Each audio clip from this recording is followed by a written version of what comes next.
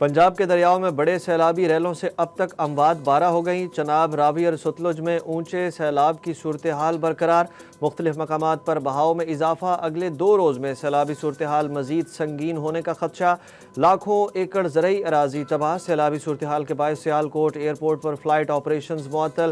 نارووال میں سکول بند۔ P D M اے کے مطابق دریائے چناب میں قادر آباد ہیڈ ورکس پر پانی کے دباؤ میں کمی ہو رہی ہے۔ دریائے راوی میں شاہدرہ کے مقام پر انتہائی اونچے درجے کا سیلاب۔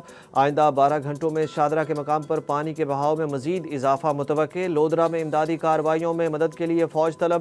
ملتان میں بھی سیلابی صورتحال سے نقصان کا خدشہ۔ ڈی سی ملتان کے مطابق پچھلے سالوں میں صرف 1 سے 2 لاکھ کیوسک تک پانی آتا تھا، لیکن اس بار غیر معمولی طور پر ہائی فلڈ کا سامنا ہوگا اور سیلابی پانی کا ریلا 10 لاکھ کیوسک کا ہوگا۔ بڑا سیلابی ریلا آئندہ 36 سے 48 گھنٹوں میں ملتان سے گزرے گا۔ شہر کو محفوظ رکھنے کے لیے ہیڈ محمد والا پر شگاف ڈالا جائے گا۔